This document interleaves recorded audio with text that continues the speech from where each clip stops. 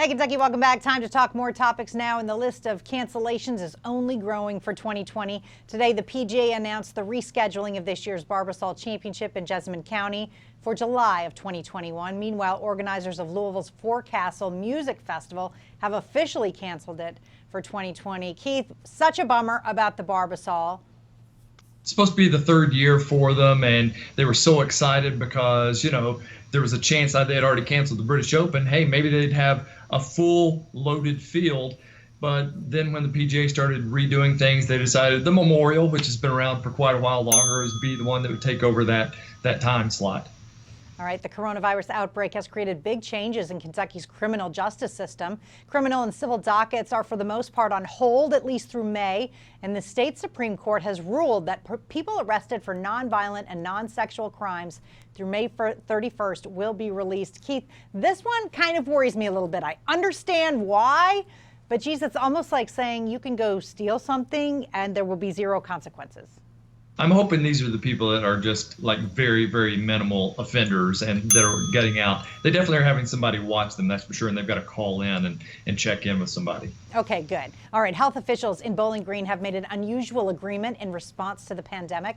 The health department will now share with first responders the addresses of patients who have tested positive for COVID-19 in the event that police, fire, or EMS crews have to respond to an emergency at one of those locations. Keith, good idea, bad idea? Great idea. I love it because now they know heading in what they're looking at.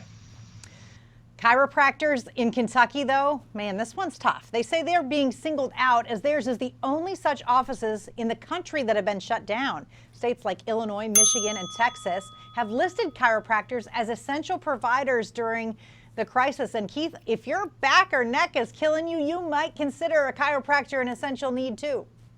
Look, I know my mom, my wife are both big fans of a chiropractor. They talk about how the adjustments help them out, but there are a lot of elective surgeries that haven't happened too, and people are putting up with a lot of pain right now as well. So in due time, it's coming back.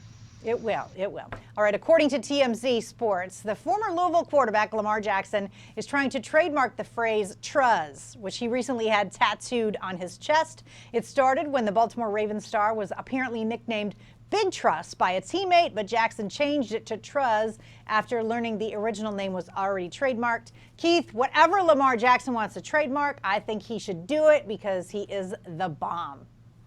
He's a great quarterback, and he's proved everybody wrong, but I just don't get this one.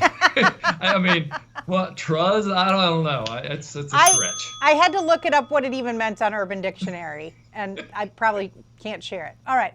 The woman who broke the Louisville basketball sex scandal is back in the headlines. Authorities say Katina Powell back in custody after she cut off an ankle monitor being used while she was under home incarceration and fled her house. Just the latest legal trouble for Katina. Even a worldwide pandemic, Keith, cannot stop her. Nope, nothing. You cannot contain her. No, you can't. I think she was just itching a little bit and needed to cut that off just to get the scratch, Listen, I hope she doesn't get it because she will for sure spread it. All right. Yes.